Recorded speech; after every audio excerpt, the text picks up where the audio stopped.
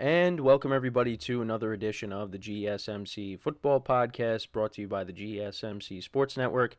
As always, I'm your host, Kenneth Grunfelder, and it's great to have you guys here on this Wednesday, May 15th. We have a lot to talk about on the show today. Before I get into that, just want to remind you guys, as always, to tip or donate, get your comments recognized, make sure to go to the following link. That is GSMCPodcast.net. Again, that really helps the show, makes the show more interactive between myself, the host, and you guys, the viewers. Again, that is GSMCPodcast.net. And as always, it is displayed on the ticker at the bottom of the show segment down below. So, let's get into what we are going to discuss for today. So, we're going to start off the show. I'm going to continue my rankings of the teams in each division. So, today we're going to be doing the AFC East. So, we'll do that in just a second.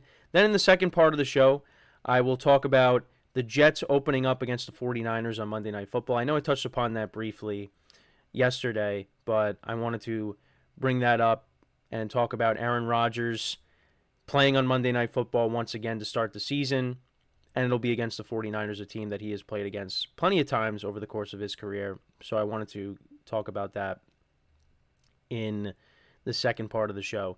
Then in the third part of the show, I'll talk about Kirk Cousins and the Atlanta Falcons. Kirk Cousins was asked if he knew that the Falcons were going to take a quarterback prior to signing with the Falcons, would he have signed with them? So I wanted to get into that and what he had to say. Also, for the fourth part of the show, something that I saw that was interesting, an article that I saw on Bleacher Report, some drama with the Bears quarterback room back in 2021 when it consisted of Justin Fields, who was a rookie at the time, and veterans Andy Dalton and Nick Foles. So I wanted to touch upon that and give my thoughts on it as well. And then in the final part of the show, another topic regarding the Jets is talking about Nathaniel Hackett, their offensive coordinator, because supposedly the Jets were trying to look for a replacement or someone to at least oversee Nathaniel Hackett. So I wanted to get into that and give my thoughts on it as well. So that's kind of the rundown for the show. I know there's a few Jets topics in there, but that's what I got for today. And the other thing too is tonight, the full NFL schedule does come out, so we will find out when everybody is playing. Now, I know we have the schedule. I saw the schedule for the international games. Those were all announced. I know the Giants will be playing the Panthers in Germany. The Jets will be playing the Vikings as well. So I'll touch upon that throughout the show. But tonight we get the full schedule, and it's 8 p.m. Eastern Time on NFL Network. And the other thing I saw too is, I think one of my friends sent it. So it seems like it's confirmed that Netflix will be broadcasting the two Christmas games this year. So we'll find out who will be playing on Christmas, and we'll be finding out where and when everybody else is playing as well, which I'm excited for. So now with that being said, let's get into the first topic, which is talking about the AFC East. So as I've been doing lately, I do have the logos of the teams. So at least we have a little bit of a graphic, a background to have while we discuss these teams. So let's get into that.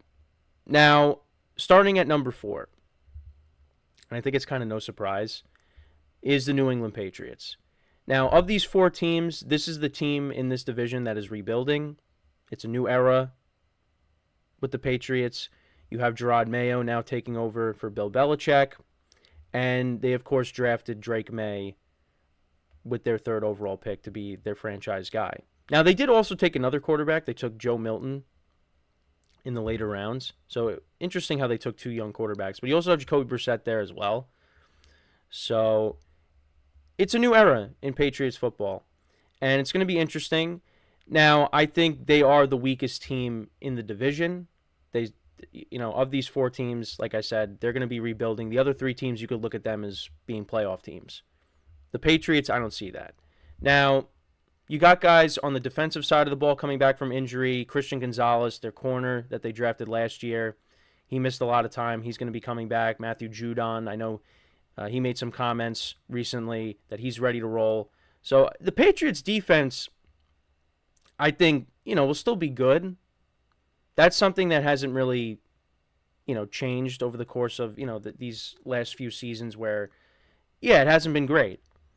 The Patriots defense is still good. It's just the offense has been the problem. And they're hoping Kendrick Bourne comes back. He was their top receiver before he got hurt. They did bring back Hunter Henry as well. They gave him a new contract. So, and Ramondre Stevenson as well. Well, not a new contract, but he's coming back because I know he was hurt as well. So, yeah, I mean, the Patriots, I don't really expect them to win a ton of games in 2024. And I'm interested to see how Jerod Mayo is going to be now taking over for Bill Belichick. But, the Patriots, they are a little bit away before we kind of see them as contenders again.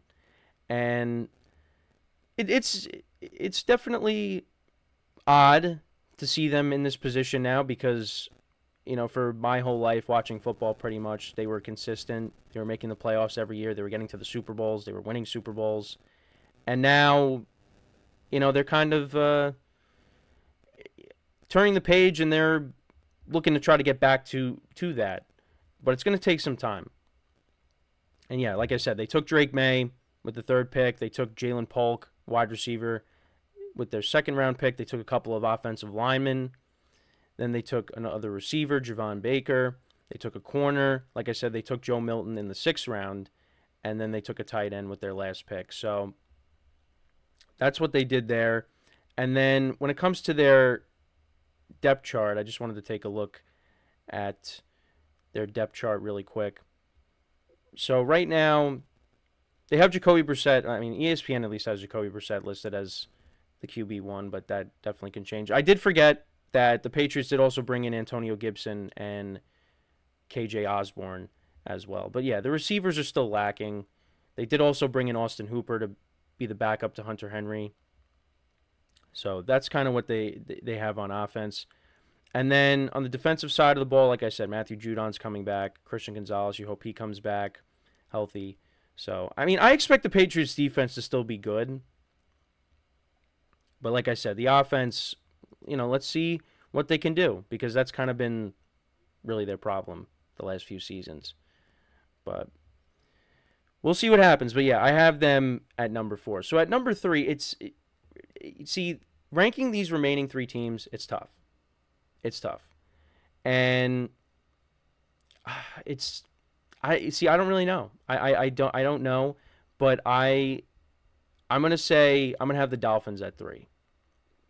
I'm going to have the Dolphins at 3. Now, I think the remaining 3 teams here can all be in the playoffs. I think ultimately what's going to hurt the Dolphins later in the year, I think, is the quarterback play. And I think Tua, he puts up solid numbers. He did last year. And Tyreek Hill had that great season. And if he didn't get hurt, I mean, could he have gotten 2,000 yards? But I feel like right now they're the 3rd best team in the division because of the quarterback. And like I said, I think all 3 of these teams, the remaining 3 teams, can make the playoffs. But for me, I feel like Tua is going to hold them back. And you saw late in the season, they did kind of give away the division and the number 2 seed to the Buffalo Bills. Now, that doesn't mean that's going to happen again.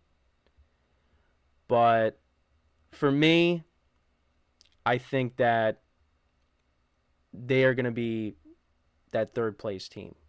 Now, one of these, the remaining 2 teams, if, injuries arise and, they're back to how they were last year, well, yeah, then it's going to be between the Dolphins and the Bills.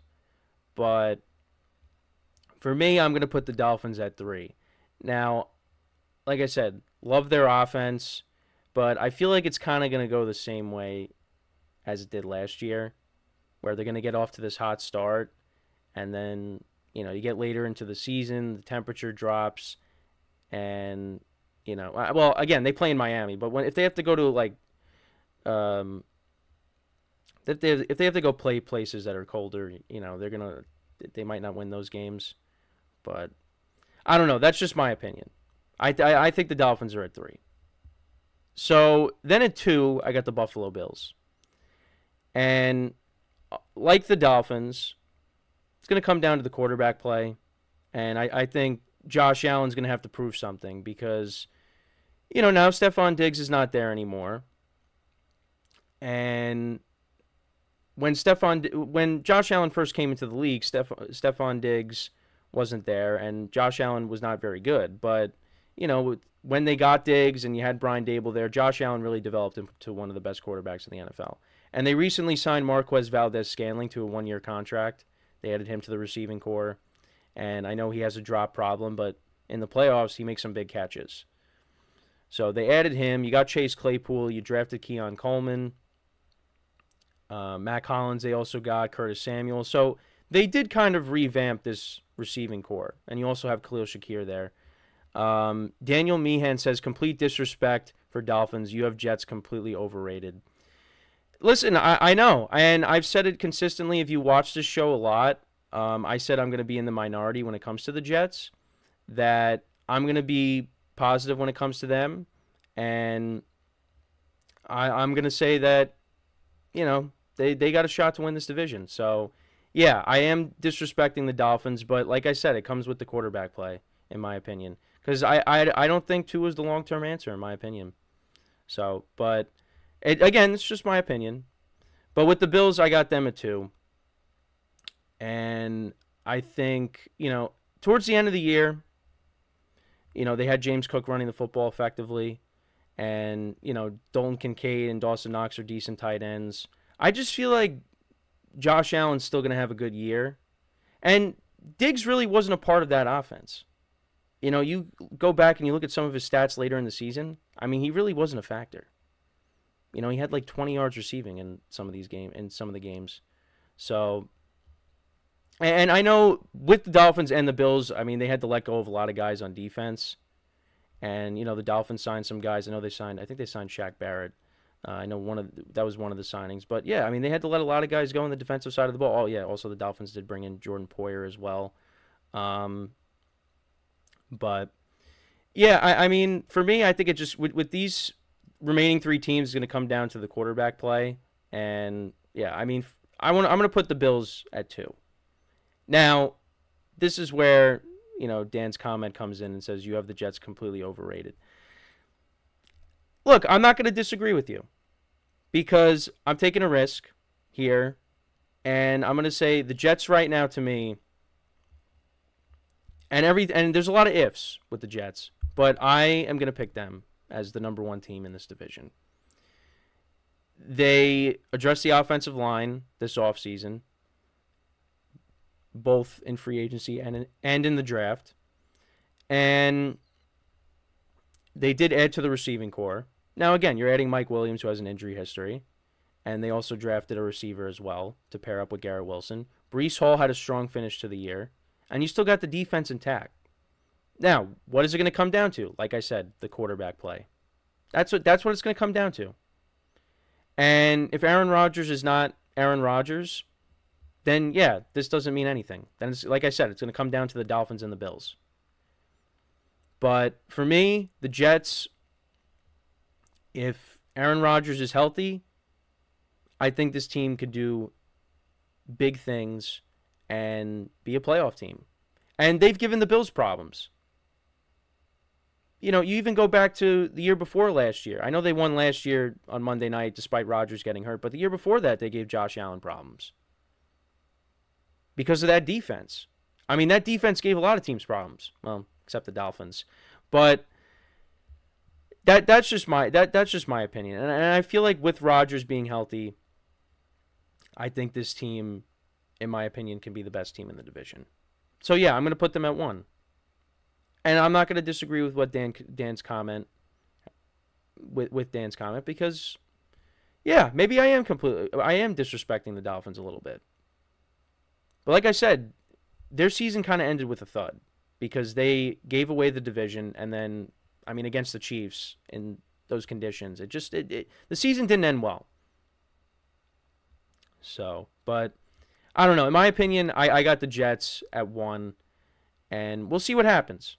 And like I said, I'm in the minority when it comes to the Jets, I feel like, but I have them at 1. And we'll see. Because last year, a lot of people were high on them, and look what happened.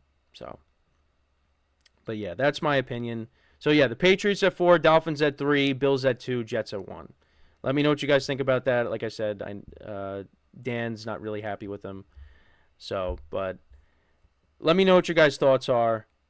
What would your rankings be for this division? So we did kind of run a little late with the segment here. But, yeah, so when we come back, we're going to take our first break. When we come back, we actually will talk more about the Jets. We'll talk about them opening up against the 49ers. That'll be the first Monday night game of the season. So that's what we will talk about when we come back from our first break of the show.